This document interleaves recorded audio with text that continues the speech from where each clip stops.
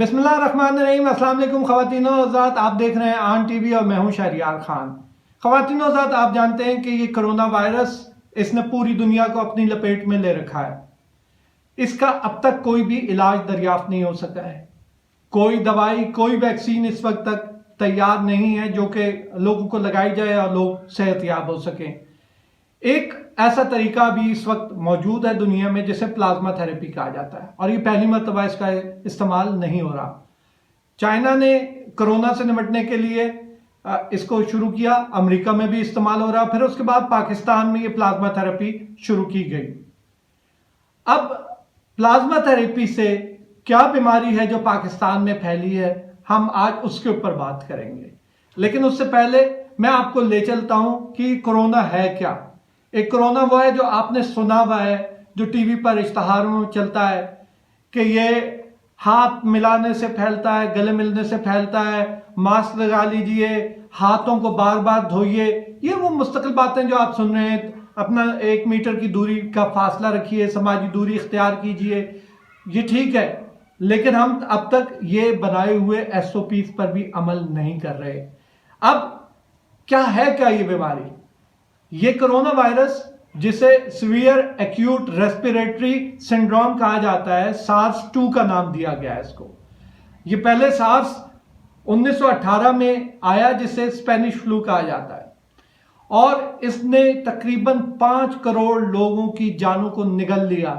تقریباً 5 کروڑ لوگ اس بیماری کے ہاتھوں اس دنیا سے رخصت ہو گئے، اور اس کو روکنے کے لیے بھی پلازما تھراپی استعمال کی گئی، اور کہا یہ جاتا ہے کہ 50% لوگوں کو بچایا گیا پلازما تھراپی کے ذریعے۔ یعنی یہ اموات کی شرح جو ہے وہ 10 کروڑ تک ہوتی اگر یہ پلازما تھراپی نہ ہوتی۔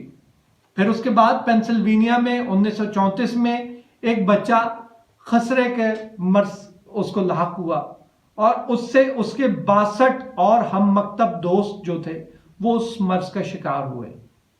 جب بچہ صحت یاب ہوا تو اس کے خون کا عطیہ لیا گیا، اور پھر اس سے علاج ان 62 بچوں کا بھی کیا گیا، اور دیگر جو اس مرض کا شکار ہوئے لوگ ان کا بھی اس سے علاج کیا گیا۔ یہ ہے پلازما تھراپی۔ اب لے چلتے ہیں آپ کو کہ پلازما تھراپی ہے کیا۔ اس کو کہتے ہیں کنوالسنٹ پلازما تھراپی۔ اور جب بھی کوئی مریض، جیسے یہ پہلے ہم نے ذکر کیا سارس 1 اسپینش فلو کا، پھر خسرہ کا، میزلز جسے کہتے ہیں، ان کا شکار لوگوں میں سے جو صحت یاب ہوئے، تو اب اس وقت جو کرونا کے لوگ جو صحت یاب ہو رہے ہیں، جو کرونا کے مریض صحت یاب ہو رہے ہیں، ان کا خون کا عطیہ لیا جاتا ہے۔ یہ کیا ہوتا ہے؟ پلازما کیا ہوتا ہے؟ یہ آپ کے جو اینٹی باڈیز ہوتی ہیں، یہ آپ کے پلازما میں تیرتی ہیں، اور کیا ہوتی ہیں؟ یہ وہ چیز ہے جو قوت مدافعت پیدا کر رہی ہے اس مرض کے خلاف۔ آپ کا جو کرونا ہے اس کو آپ نے شکست دی ہے، آپ کا امیون سسٹم تھا، اس کے اندر سے وہ جو ایک چیز تھی جس نے اس کے ساتھ جد و جہد کی، لڑائی کی، وہ اینٹی باڈیز ہیں۔ وہ اینٹی باڈیز خون میں سے حاصل کی جاتی ہے، اس کو پلازما، اس کو کہتے ہیں کشید کیا گیا جو آپ نے پلازما لیا۔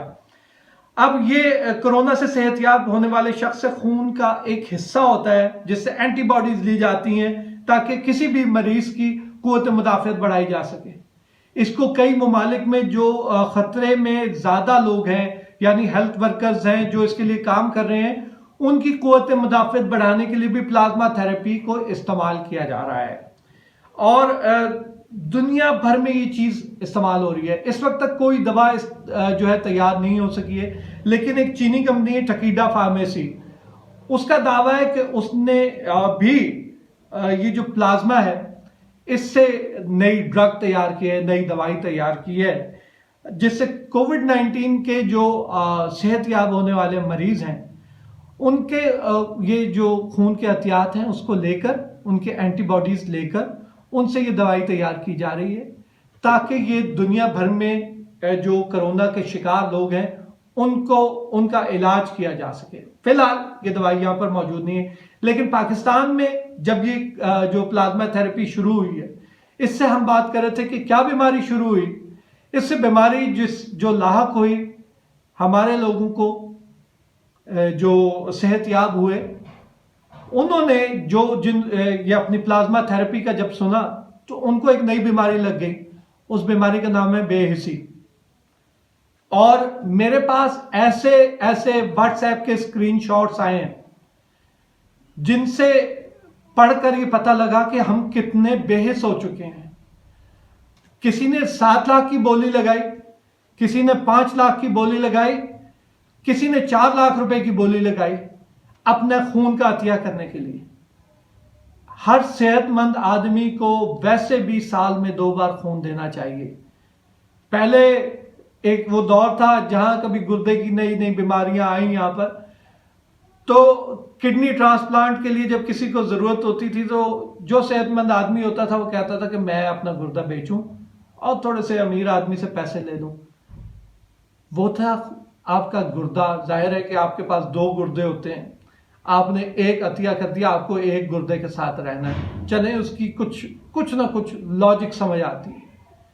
لیکن ایک خون آپ کے جسم میں جو دوڑ رہا ہے اور جس کے بارے میں کہا گیا ہے کہ آپ کو خون کا عطیہ کرنا چاہیے، ویسے بھی طبی لحاظ سے بھی آپ کے جسم کے لیے بہت ضروری ہے کہ آپ سال میں 2 بار خون کا عطیہ کریں. 6 مہینے کے بعد آپ کو خون اپنا دینا چاہیے، عطیہ کرنا چاہیے. یہ مریضوں کے کام آتا ہے. کبھی کوئی اور بھی بیمار پڑ سکتا ہے، آپ کا بھائی، آپ کی بہن، آپ کی ماں، آپ کی بیٹی، بیٹا، کوئی بھی آپ کا عزیز رشتہ دار، ماں باپ، سب کوئی بھی بیمار ہو سکتا ہے. یہ دنیا ہے، اس میں یہ نہیں ضروری کہ کوئی آپ کا دشمن ہی بیمار پڑے گا، آپ کے اپنے خاندان سے لوگ بھی بیمار پڑ سکتے ہیں. تو کیا ہمیں یہ زیب دیتا ہے کہ ہم اپنے خون کی بولی لگائیں اور یہ بتائیں کہ ہم اپنا پلازما عطیہ کریں گے، میرے علاج پہ 4 لاکھ لگ گیا.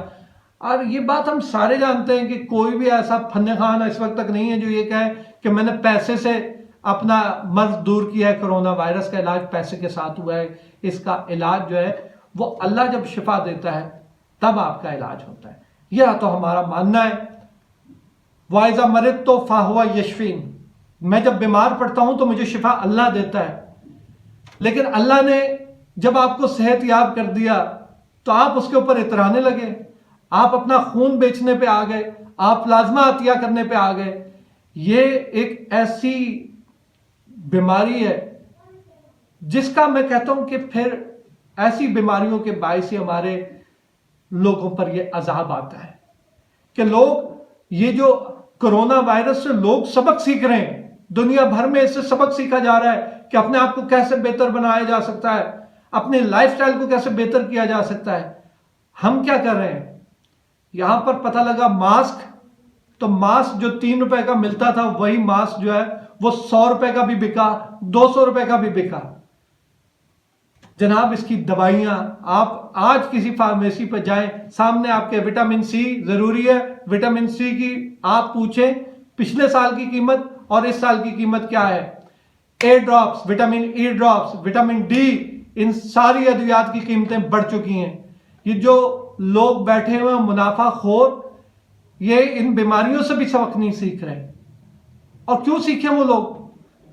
وہ تو دوائیاں بیچ رہے ہیں جو وہ خریدتے ہیں. میں تو اپنا خون کا جو ایک عطیہ ہے، ایک چھوٹا سا عطیہ اپنا خون کا پلازما جو میں نے عطیہ کرنا ہے، میں اس کو بیچنے پہ لگا ہوا ہوں. تو کیوں نہ کمائے لوگ منافع اس کے اوپر؟ ایک لمحہ فکریہ ہے. میں آپ سب کو اس سوچ کی دعوت دیتا ہوں، آئیے اس کے خلاف جہاد کیجئے. آج ہمارے ایک دوست ہیں محمد ابو بکر چودھری، میں ان کا بھی پڑھ رہا تھا، عالم دین ہے، اور انہوں نے بھی آج لکھ کر لگایا تھا، دکھی دل ہوا ہوگا ان کا بھی.